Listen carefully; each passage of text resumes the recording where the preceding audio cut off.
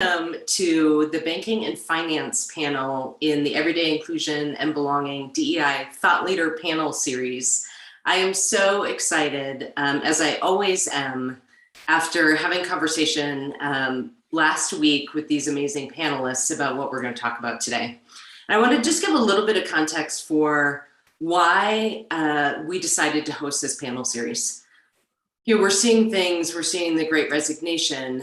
Stats keep coming out about working mothers, particularly BIPOC working mothers, and the impact of COVID. The census data that's come out that 1 in 6 Gen Z identify as in the LGBTQ plus community, that we're continuing to see a shift from rural to urban, that the workforce is aging, the workforce is diversifying, all of these things. We are in a moment that I'd say is like, we are getting to shake the Etch-a-Sketch on what work and leadership look like, and how we choose to lead. I would say in the next year, well, I feel like we're sort of like the impact that the Industrial Revolution had on work and the impact on people. We are in that right now. And what an extraordinary opportunity. What an extraordinary opportunity to the picture that we draw back, and I'm aging myself, right, aren't I, with the Etch-a-Sketch reference? The picture that we draw back can be far more inclusive for everybody. And really, you all know that what we're up to at Moxie is creating workplaces in a world where everyone can thrive. And so bringing thought leaders together in industries and sectors that we say have an outsized impact is, because the ripple effect last week was healthcare. We're talking banking and finance today. We'll be talking technology in 2 weeks, then manufacturing and retail. All of this ripple effect, and all of us sort of linking arms and doing this work together, and building back really extraordinary workplace cultures, building on what's already been working, and improving and taking this moment where when everything's up in the air, anything is possible. So that's why we decided to launch this series. And you can see the recording from the healthcare panel 2 weeks ago out on the Moxie site. We'll make sure that we put in the links. You want to make sure actually that if you're just tuning in, that you actually register for the series, because I4CP and Kevin Oakes have agreed to share with us signed copies of their of Kevin's latest New York Times bestselling book. So without further ado, I just wanted to set the context. I'm going to introduce these amazing panelists who, if I do some quick math, I think that we've got 100 to 150 years plus experience sitting on this panel. So I'm happy you. Okay, before we went live, notes I'm using. Because the one I sure don't want to do is not give this group the due that they, all of the experience that they bring to the table. So Jackie Robertson is Global Head of Talent, Diversity, and Inclusion at William Blair. Throughout her 25-year international career, primarily in financial services, Robertson has held senior roles at ING, Aetna Financial Services, Cigna, and Grainger, and is now with William Blair, impacting business performance through people and increasing diversity and inclusion across each organization. Having lived and worked in the Netherlands during her time at ING, Robertson brings a truly inclusive in the United States. Organizations such as Institute for Corporate Activity and the Executives Club of Chicago's Chief Diversity Officer Board. And she supported development of global Black leaders through the Executive Leadership Council. Her latest board role involves supporting the award-winning Diverse Orchestra Chicago Symphony and Meta. You're gonna have to give me that.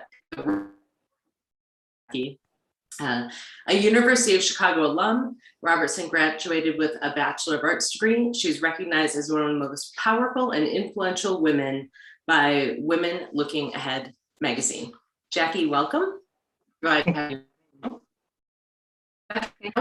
Is head of people operations of Upstart, an online powered lending platform focused on expanding access to reasonably priced credit. Beth has more than 10 years of direct people and culture experience. Prior to joining Upstart, she built her career to the most leading edge HR industry, Google, and where she held various HR business partner and program management positions, increasing in size and scope. At Upstart, she's leading the people strategy for an organization committed to diversity and equal opportunity for all. Her team's mission is to make Upstart to do great work. An degree in math and English from Wesleyan University and an MBA from USC.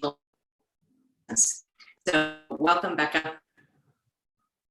Sheila Clark is director of the Office of Diversity and Inclusion, Federal Reserve. Sheila Clark at the Board of Governors of the Federal Reserve System, which is the center of the United States. She's responsible for the board external diversity initiative and for implementing Section 342, Office of Minority and Women in Inclusion, which is OMWI, you'll often see it referred to. Provision of the Dodd-Frank Wall Street Reform and Consumer Protection Act of 2010, so the Dodd-Frank Act. Sheila joined the board in February 1995 as an EEO programs director, and on January 2nd, 2011 was appointed program director for the Office of Diversity and Inclusion, which also supports the OMWI office.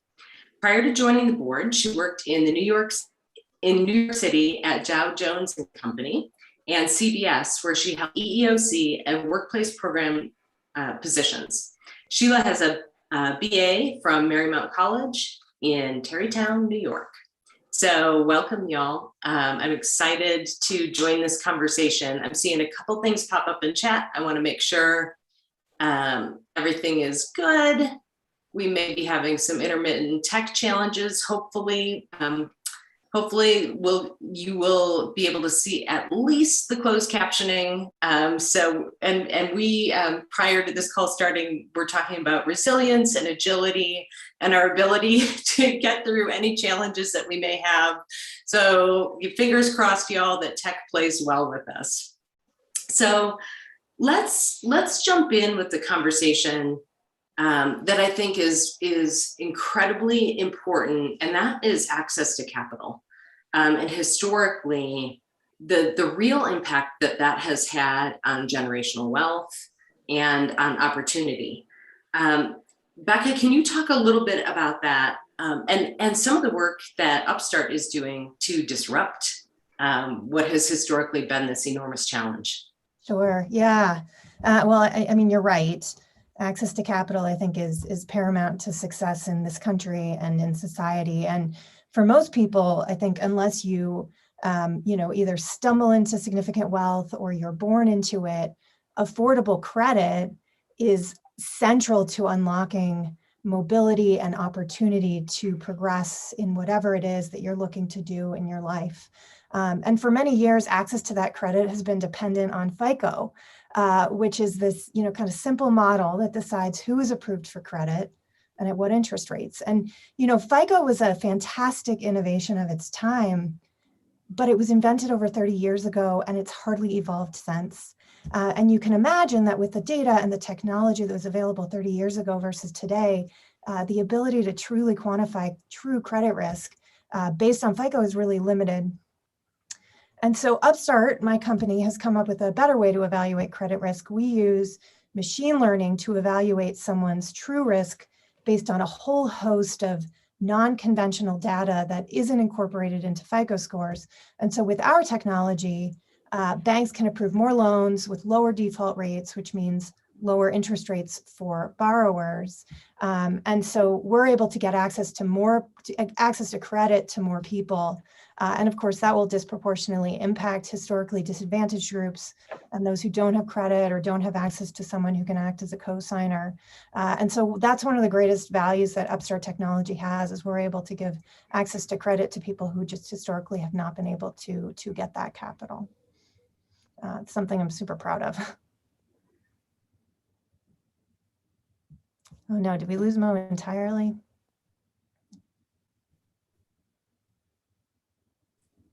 I think we did, and just to help out and pitch in here, let's thank you for sharing that, Becca. I am just so impressed with what you are doing at Upstart. It is just warms my heart to see what you're all doing, and I'm excited about the opportunities that you're creating for others.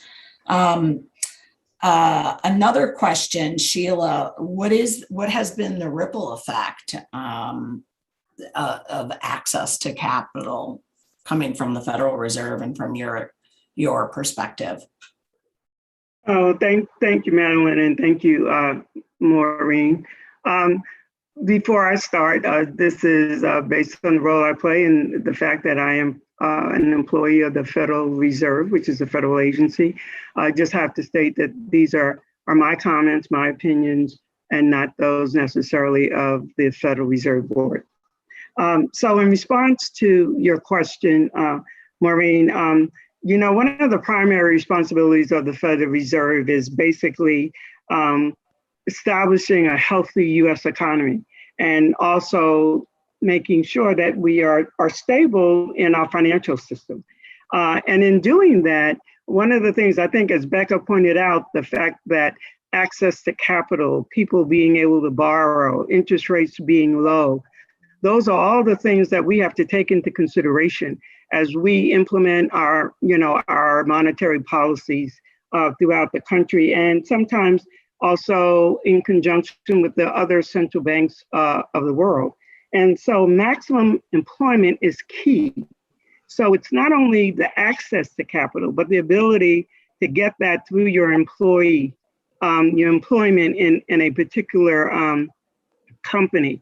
Being able to have those who do provide financial services to the citizens of this country and also globally as well.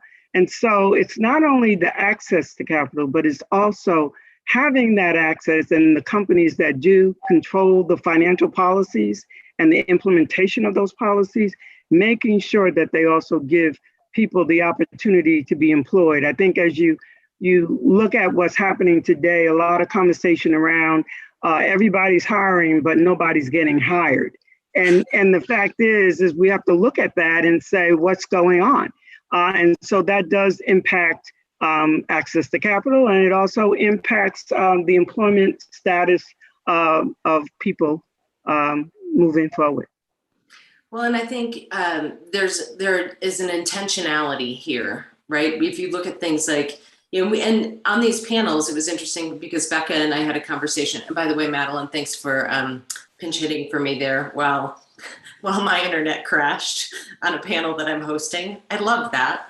I think that there is an intentionality that is important, and there is disruption that's important, whether that's disruption like Upstart is doing, or whether that are, that's some of the things that, William Blair is doing that we'll talk about in a bit, about being very, very intentional about diversifying that access and making sure that we're interrupting whether it's system or unconscious bias, right? All of those things. And that actually gives me just a ton of hope because this, if we were talking about this even 20 years ago, 10 years ago, 5 years ago, it was not central to the conversation around banking and finance. And I think there's this shift where it has become much more central to the conversation when we're talking about generational wealth and jobs and access and, the ability to buy a home or start a business.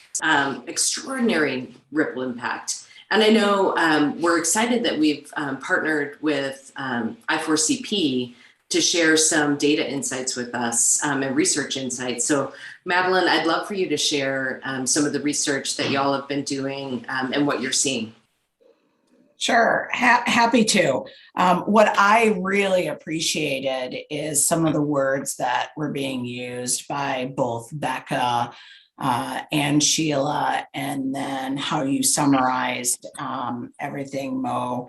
I heard the words disruption, access, opportunity, and intentionality. And so when I think about I4CP's research, and in particular in what does the future look like in a hybrid workplace, as well as the leadership behaviors of the future, organizations, across the globe, we were all forced to kind of immediately institute these remote work protocols. And I4CP research showed that prior to the pandemic, over 40% experienced this for the first time ever. Pretty powerful and meaningful with what organizations have done. Companies of all sizes, they certainly had to improvise like never before. 80% actually admitted that they redefined their policies along the way. And I think we're seeing that we continue to do that as the media unveils or another policy comes out. We're seeing leaders trying to really figure this out, manage virtually on the fly. As workforces, they try to maintain that productivity during all of this chaos. And I think I mentioned this before. Kevin Oakes mentioned the greatest test of agility it was ever seen in the world of business was the last 19 months. And so even though all of this was jarring to so many, this unplanned experiment certainly was a wild success. In June, we unveiled our Cube to Cloud research report, which was based on the perspectives of 1,452 business professionals. We outlined everything from return to office policies and recommendations, analysis of flexible work and innovation and collaboration success. And then we also looked at, how leadership behaviors and competencies really needed to change. Future of office space is another area of consideration, and so much more. But the key findings, there were 5 key findings. Number one, demanding a return to office is a mistake. And what we witnessed this year is CEOs may not be the best person to make this call, and how it's managed will certainly be a talent differentiator going forward. But I recall one CEO in particular stating he wants nothing to do with work from home. He prefers to hire extroverts who aren't wrestling all the time with work-life balance. And sure, there are talented people who work from home. We just don't hire them here. We tend to attract people who are not introverted and who like to interact with people and work, and where work is a big part of their lives. And so I heard that actually in an interview on CNBC, and I was amazed. Speechless on so many levels. But if you just start to think about some of the decisions that have been made, there's no wonder that there's a talent exodus. The second key finding was flex work. It works. The business case is clear. Productivity, culture, engagement, connection to the organization's purpose and mission, as well as innovation, were all positively impacted by the switch from a virtual work to a virtual workplace during the pandemic. The third key insight was innovation and performance. They aren't contingent on employees working on site. Purposeful management of virtual collaboration and proper technology is certainly vital. The next is, and something truly to consider, is offices, will be reconfigured. They're not going to be abandoned, and employee benefits will certainly be expanded. So high performance organizations reported that they are 58% more likely to use hoteling philosophy in the future versus low performance organizations. And 52% said that they likely will use the office primarily as an innovation lab. Now, the last, which is the most important, is that the pandemic redefined leadership. 73% of larger companies reported that issues about work models have caused them to reframe the capabilities they need in leaders to drive optimal performance. And so the key areas, and if I were to bucket them, is leadership behaviors need to be or essential for the future. There needs to be a well-being component. There needs to be transparency. There needs to be understanding and empathy. We need to certainly be agile and resilient, and then a digital mindset. And those are kind of the key buckets. Would love to hear more from the panelists. Yeah, I think and I so appreciate you and I listened to that same interview and were aghast at that same, and I just thought, wow, all right, well, he's going to be hiring B and C players, go him. Be interesting to see their organization in 10 years. And I would love, Jackie, some of the things that Madeline just shared, whether it's hybrid, the leadership behaviors, how is that impacting William Blair? What have you all done to sort of meet this moment? Mm-hmm. Yeah, no, thank you, Maureen. Thank you, Madeline, as well. Yeah, the study that Madeline referred to looked at leadership behaviors that were successful during COVID, as she mentioned, and also crucial in leading effectively in a hybrid environment or in a fully return to office mode. And I think many of these behaviors mirror what a lot of our leaders intuitively knew to do. I think managers realized early on during the pandemic that they would need to connect differently as we all ventured into this virtual world. Our leadership and development department scaled up quickly to understand what was needed for leaders to lead meaningfully and impactfully in our new virtual world. So we may not have labeled the behaviors using the exact same words as I4CP's Leadership Redefined study, which was excellent, by the way, but it was clear that these inclusive behaviors were important to our leaders now and into the future as we evolve in this hybrid work environment. I think managers allowed themselves to be vulnerable and human. And remember, this was new to all of us. We were all trying to figure it out and keep things normal as we evolve to this new normal. I heard the word intentionality, and I think leaders made intentional efforts to check in with their teams and one-on-ones to understand if employees were feeling well, if they were thriving, if they were struggling. There was a lot of transparency going on. And let's not forget some of the dynamics during the height of COVID.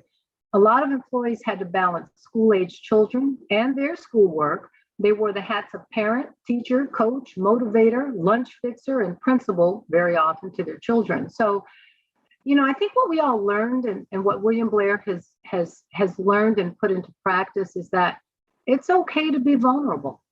And by the way, isn't that a big part of leading inclusively? Our leaders encourage self-care, and I just think that's such a human response. We enhanced our well-being benefits. I'm sure a lot of companies did that. It ensures we're taking care of our talent first. And I think essentially we did whatever it took to ensure to put our people first, to make sure that they were safe, that they were well, that they were thriving. And then something magical happened. Our overall engagement scores went up, productivity increased. We had one of the most profitable years in our history. We exceeded last year already during the first half of this year. And all that's good. And I'm sure other companies took similar steps with similar results. But I ask you, are these leadership behaviors that unique, or are they the right way to lead regardless of a pandemic, right? I mean, you think back pre-COVID, if you joined via conference call, and we all remember this, and your teammates heard a baby crying in the background, or a dog barking, or a doorbell ringing, there wasn't much tolerance for those disruptions. The assumption might be in some organizations that you weren't working and you certainly weren't being productive. I think COVID negated that assumption and not only enabled a tolerance for these natural human circumstances, but we embraced it. We found ourselves asking in the event of little kids' cameo appearances, what's your son's name or what's your daughter's name? What is your dog or cat's name? I really like that bookshelf. Where did you get it? Those questions led to authentic conversations that enabled some of the very behaviors in the I4CP study. The behaviors that encourage getting to know the whole person, being transparent, embracing and seeking different perspectives, challenging exclusionary practices within the organization. I've always believed it's harder to discriminate against those you know and like, and those with whom you've established a genuine connection. So I think, just to kind of sum up, this new era has evolved. It gives me pause, but it gives me hope too, Maureen. And you mentioned earlier that much of leading inclusively is leading humanely, with empathy for another's condition, with curiosity to reach beyond that virtual barrier, to make sure you're understanding another person's perspectives, beliefs, and without judgment, curiosity to get to know that whole person. Technology enabled us to become voyeurs into each other's homes in a good way. Kids danced in front of our screens, the dogs barked at inopportune moments, babies cried, UPS rang our doorbells, but we recognize the humanness of it all, the reality of our lives that are not always apparent when we're physically in the office. These moments sparked conversations. We got to know each other. We asked questions that enabled deeper conversations, connections, and expanded our networks. And I know you know this, Maureen and Madeline, but MIT launched a study, and it talks about the importance of our networks within organizations. And those who seek out others beyond their daily work teams tend to thrive better, have greater resilience, build better relationships, better context for navigating the organization. So flip everything I just said, and aren't these many of the reasons we lose talent? Because we aren't doing some of those things. So, I guess I would just say I applaud our leaders, our employees. William Blair provided a full spectrum of options to engage at work. We have completely remote, hybrid, 2 days a week or fewer, or 3 days a week or more. But I think all have been underscored with a genuine encouragement. Take care of yourselves first. Take the time off you need to restore, to re-energize. We've expanded our benefits to ensure we walk the talk. The focus was and is get the work done that needs to be done in a way that recognizes you need to put your oxygen mask on first. I think the flight attendants still say that. It's been a while since I've been on a flight. So we're still figuring it all out. There's been a shift in mindsets of those who believed we could not be productive at home or remotely, but we're in a new era for sure. And I think as we continue to evolve, continue to figure these things out, I think we all need to underscore our efforts with thoughtful strategies focused on empowering our talent. Our data and our talent continue to tell us that our organizations are on the right track so far. So thank you for that. I love that, Jackie. And there's so much in there. And I think one of the things that, right, like we're finally able to see humanity. There's a woman that's on Moxie's board, and I remember her saying that she would not, many of the people that she was in technology, she said there were people that did not even know that she had children. She didn't have pictures in the office. She didn't, because she knew the impact that would have on her career, right? She'd seen it disrupt other women in tech. And now she's able to, put up the pictures of her kids and have those conversations. And my cautionary note, this is always me with the cautionary note, our brain is still biased. And so make sure that you are, now we've seen it, and now so don't let the unconscious, whether it's proximity bias, I think everybody has to be very, very intentional about those stretch assignments, about the mentoring, about the sponsoring, about the exposure. And in particular, you think about that CEO that said, the hustlers are here in the office, the people that really want to work, the people, that they're going to be the ones that show up here. So just making sure you built into those, your system, your process, your ongoing, that continual constant interruption of unconscious bias, whether that's maternal bias or proximity bias or fill in the blanks. So I know, Becca, that y'all did some pretty interesting things and pivoted, and you've got some very different locations, right? You've got Midwest with Ohio and Silicon Valley. So, how you even had to approach different geographic locations was interesting. Yeah, and different sort of cultures, right, within the country. But we actually had a little bit of a two-step process. We originally announced a plan to return to the office 3 days a week with 2 days remote. And then, speaking to some of the points that Jackie was making about kind of the leadership skills that are required today, our CEO, who is a in the office guy. He has, always his whole career been someone who has appreciated being in the office and appreciated the people around him. And so I think he was very eager to get back. He realized that was not the way the world was moving, and was able to say, in spite of the fact that this is my preference, I can respect that there is a difference in the way people are approaching work, and I need to adapt to that, which is just one of the things I respect and admire so much about him. And so we moved to a new model that we're calling digital first, where for anyone in an eligible role, and there are about 2/3 of our company that are eligible, can work remotely and from wherever they want most of the month. And then for 2 to 3 consecutive days each month, we pull together dedicated teams working on specific initiatives to come to the office and do what Madeline, you described as that sort of using the office as an innovation lab. And so our sort of theory is, if you can structure your month around these dedicated sprints of in-person time, whether that's to build relationships, brainstorm, think big picture, whatever it is, and then the rest of the month is spent executing or driving things forward, we should be able to be flexible to what works for our talent. And so that's the approach that we're taking. Obviously we're still with the Delta variant and everything going on, we haven't quite moved to a place where everyone is coming together. We're still making the in-person sprints, as we call them, optional until things get a little bit more steady state with COVID. But that's our approach, and I'm excited about it. I think how that is going to impact our DEI strategy still is a little bit remains to be seen.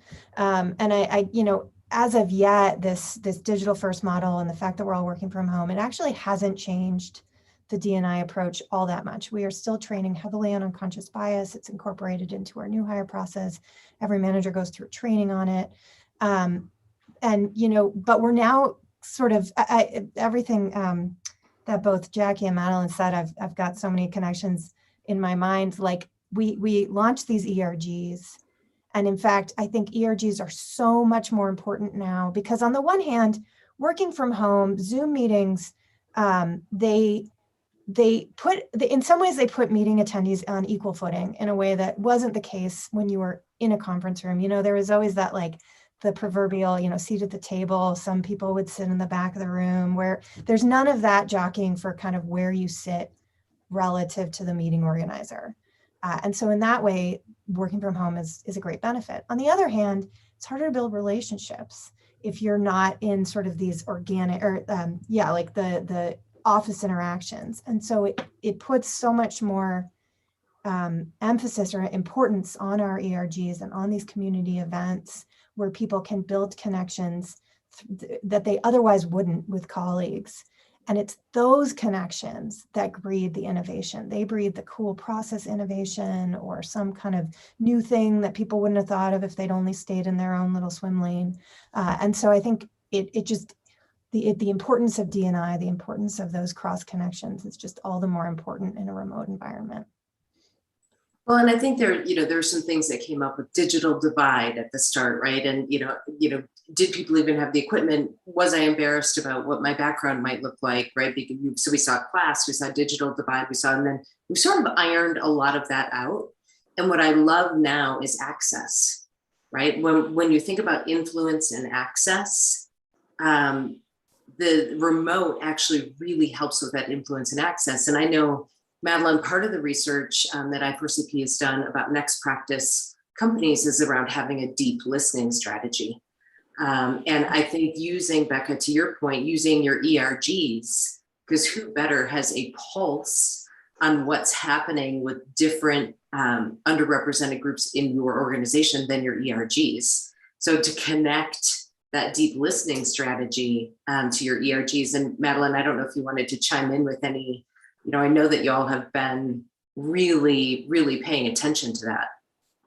Yes, I couldn't agree more. A listening strategy is exactly what we need to build in, continuously listening, whether it is through our employee resource group, business resource groups, pulsing on a daily basis, really seeking to understand this next question that just came out, do we mandate vaccines? Right. In the What's and workplace? you know, who What does knows what that it's look going to be? like? Right. How Yeah. many, this morning I was listening to an interview with the CEO of Ford, and he was talking about how they're not mandating necessarily, but they're really trying to educate and create awareness, and then also pulsing on a regular basis to seek to understand how many people are vaccinated versus not.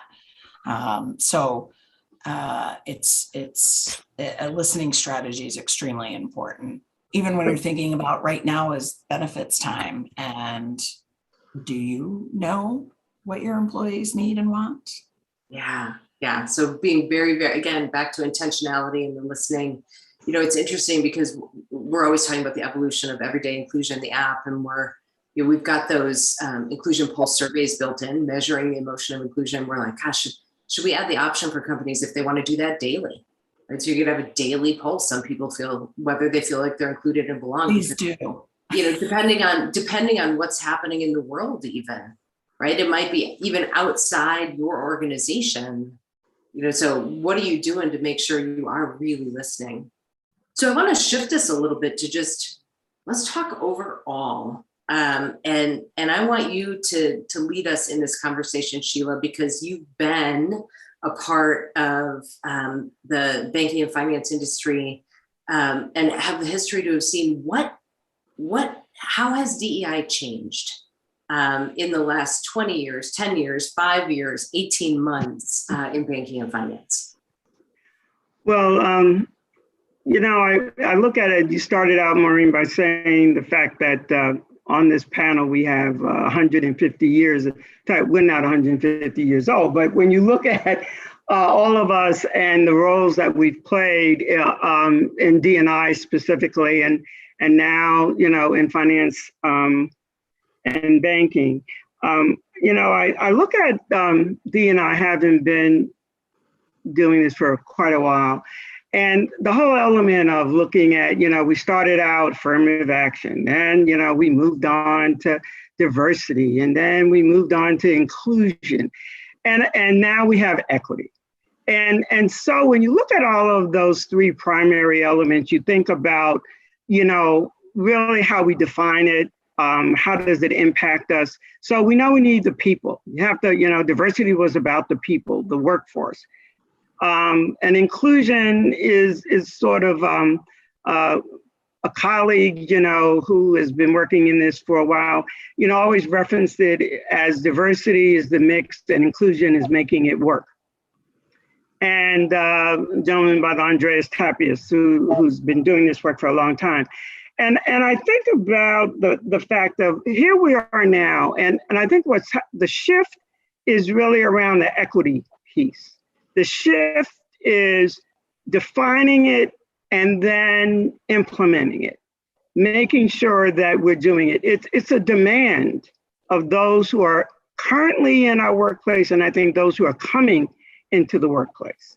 And so I think we have to focus. I think the industry is focusing on that.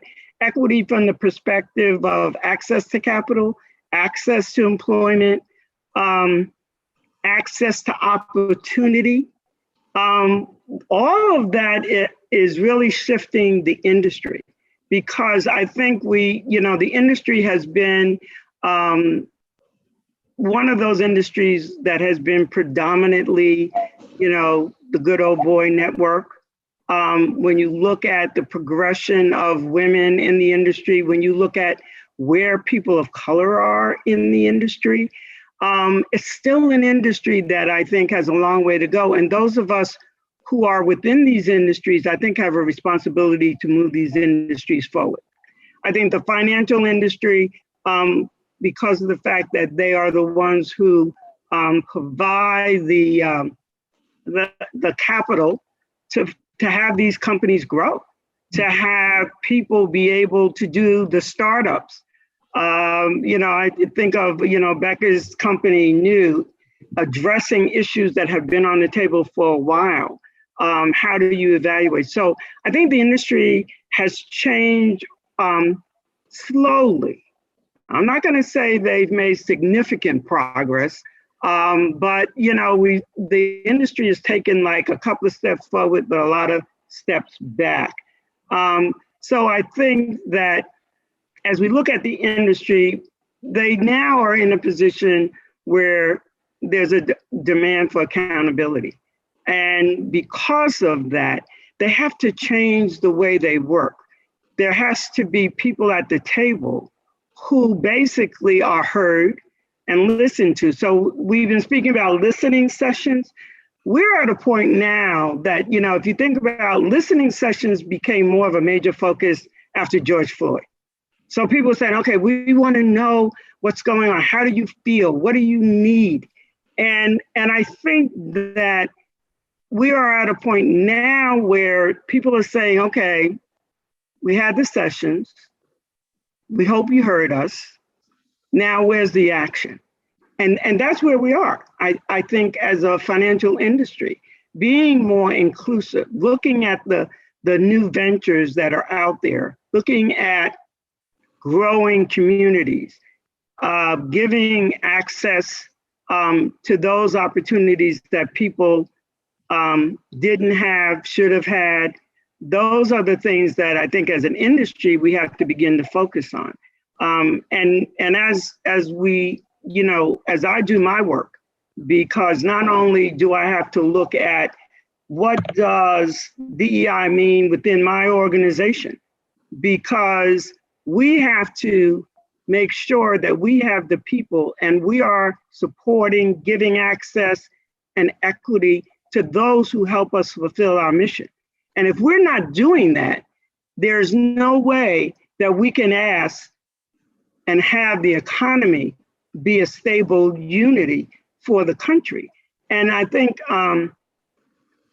in a meeting that I attended not too long ago, where, we're saying the economy is good, it's growing, unemployment is low. And to have someone stand up and say, well, not in my country, not in my community. What community are you talking about? Because the community I live in is not seeing that. And so it makes us step back to say, ooh, did we miss that?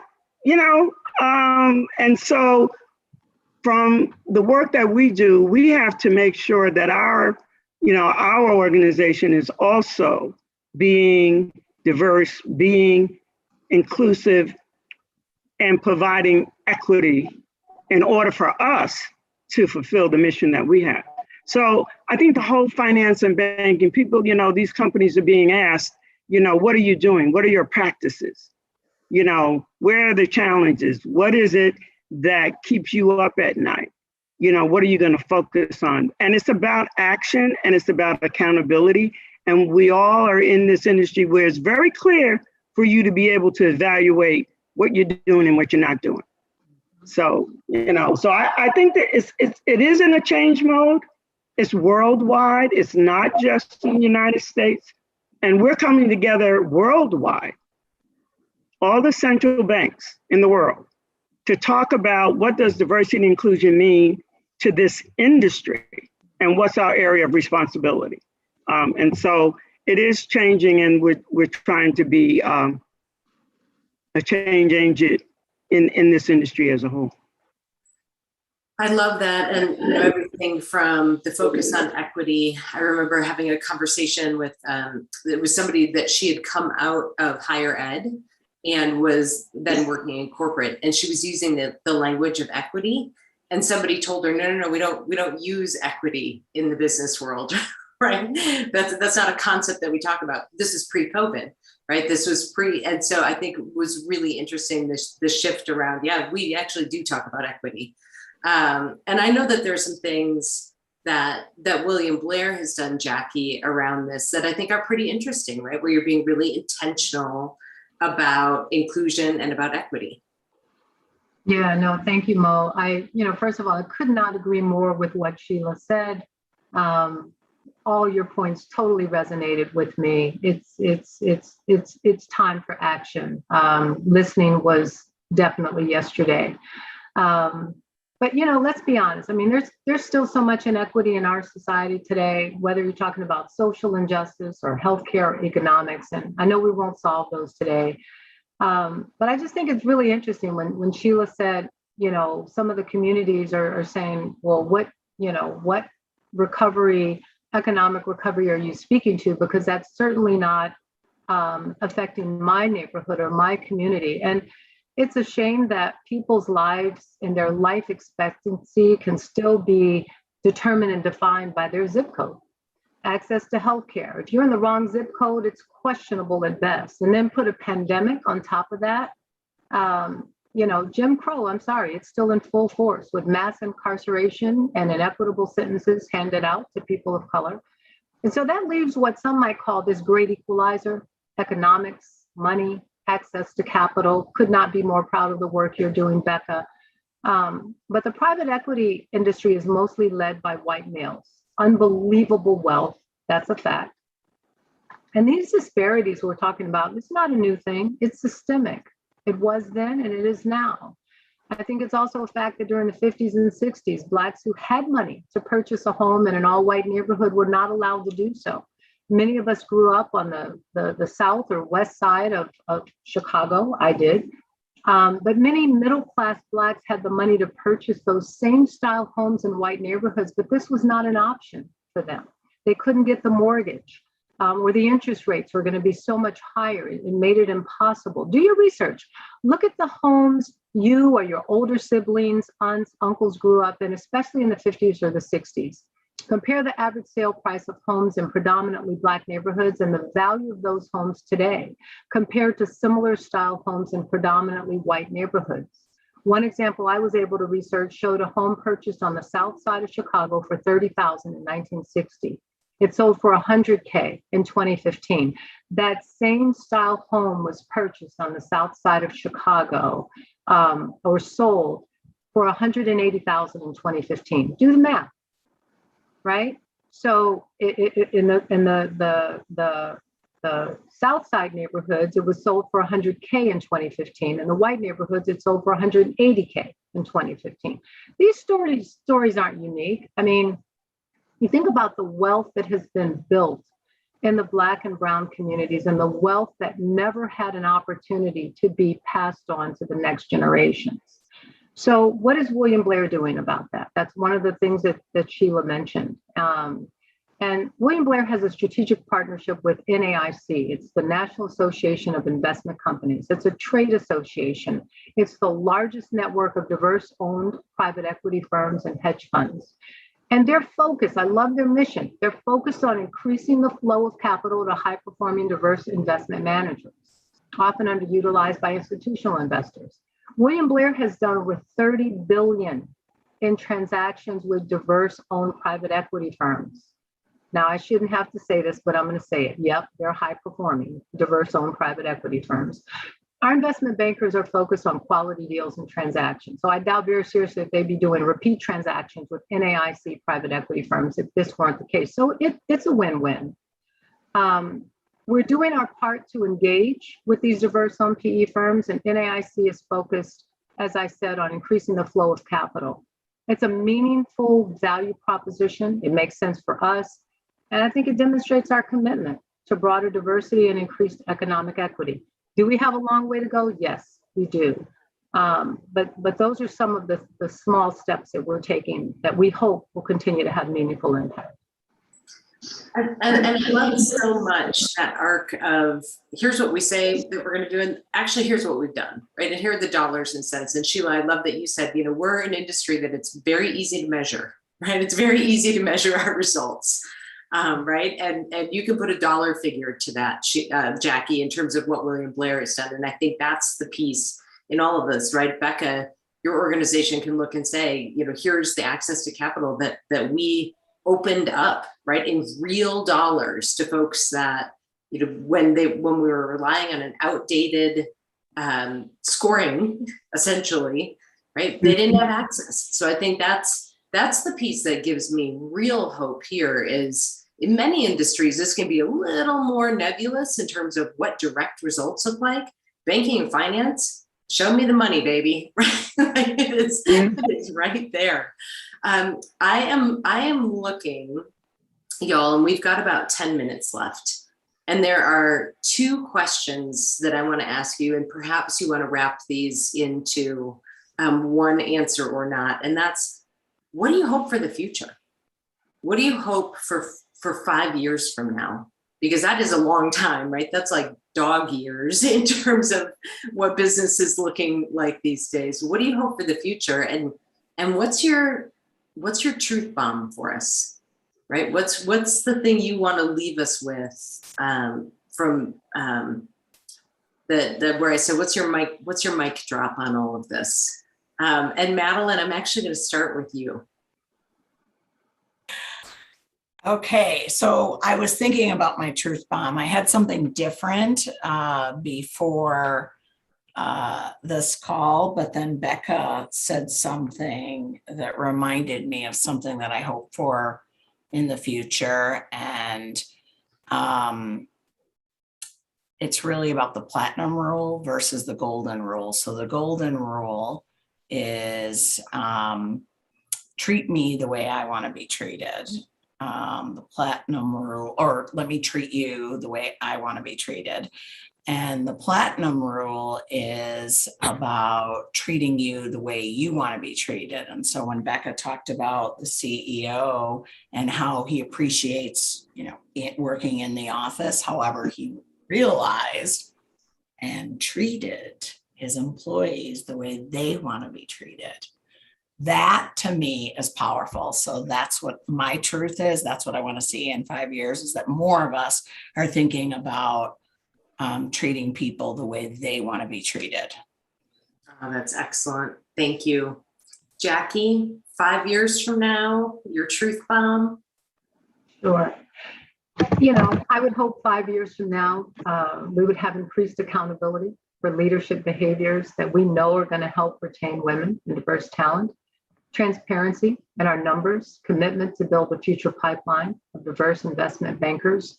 I'd like to see increased commitment of broader business diversity, intentionality to support women and minority-owned businesses, and not just in the groundskeeping categories. Leaders who lead inclusively beyond COVID, and they continue to use the human skills that were somehow intuitive during COVID. Don't stop, do more. And I would say, let's change the paradigm of zip code equaling your success, or worse, your survival. The financial services industry, I think, is well positioned to make a significant and thoughtful impact. My truth bomb, it's not a zero-sum game. My having a piece of the pie does not leave you with less. And help to shift the paradigm that it's your pie.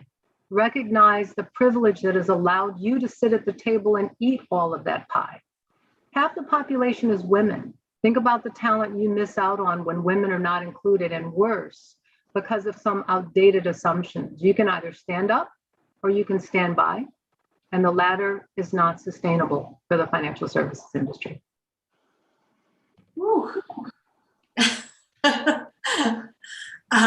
Sheila.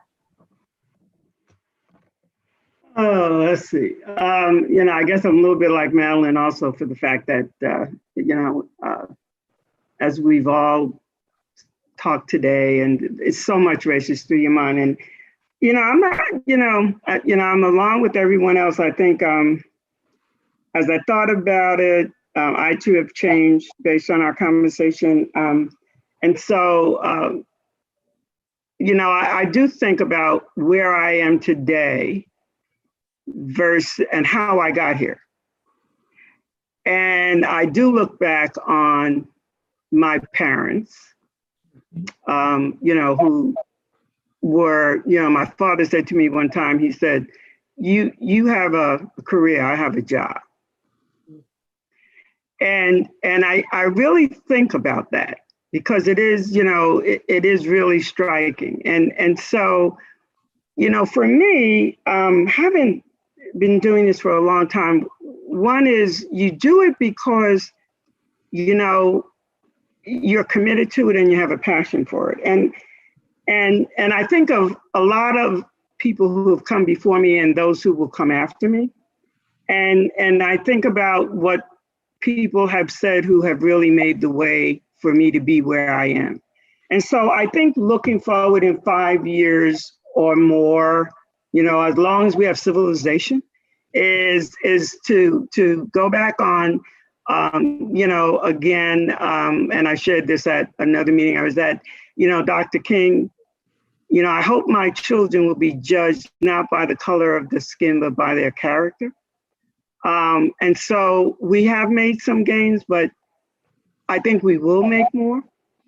And then I also think about those of us who are in this work and have a responsibility, not just from a D&I perspective, but from a business perspective, from a social justice perspective, that either I remember someone saying, Dorothy Height to be exact, either you stand for something or you fall for anything.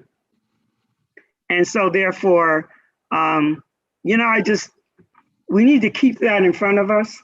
And I am a big proponent of it does take a village. And particularly in the community of color, and particularly in the Black community, our successes have been built on a village. And so I think that if we come together and address all of these inequities, that we will make progress. We didn't get here overnight, but it's going to take a while. And I think as long as we have society, it's always going to be challenging because we're human beings. But I think that we can make a difference. And I think having these kinds of conversations, Mo, are critical. People need to hear what's going on, those of us who are inside and outside. And so, I'm about action. I'm here to listen and stuff. But what I say to people now, it's about doing. And either you stand for something or you fall for anything. So moving forward, I think we are making steps toward that, and we make progress every day, one step at a time, as they say, right? Yeah. And so I have hope. I look at where I was, where I came from, and where I am today, and you just keep working at it. Oh, I always love everything that is said throughout these panels, but I always love these last, right? Y'all are just condensing it down. Becca, how about you? It's a lot to follow, a lot of really amazing wisdom. I think my truth bomb is simply, access to credit is one of the most fundamental building blocks to a society in which anyone from any background can thrive. I think, Jackie said, your zip code shouldn't determine your destiny. It shouldn't determine your life expectancy or where you're going to go to school or whether or not you're going to be able to get access to a loan that can get you on your feet. And so for us to disrupt this industry and disrupt this trend where your zip code determines your destiny, we are going to need people from all different backgrounds with non-conventional, ideas to come together and rethink how we do everything. And I think, COVID is providing us this really amazing opportunity to, as you say, shake the Etch-a-Sketch.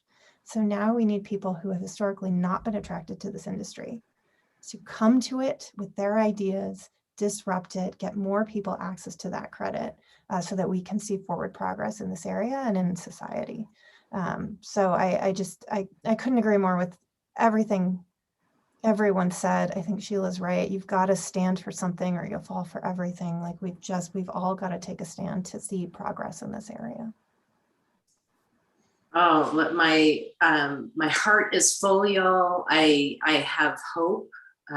Hearing what each of you are doing individually from a leadership standpoint, hearing what your organizations are doing, both from a systems, a policy, and then the everyday. And then, there were several times during this where we talked about collective action and communities coming together and businesses and organizations collaborating. So really thinking about this from this overarching as well. I often think about things from what can the individual do, right? What can the team do? What can the organization do? What can the industry do? And so thank you all for sharing your brilliance and your ideas and giving me personal hope about progress. Y'all get out there, as I always say, and do the next right thing. And thank you. Wow. Thank you, Mo. Thank you very much. Thank Mo. you, Mo. Thanks, everyone. Good to see you all. Thank you. Bye-bye. Bye.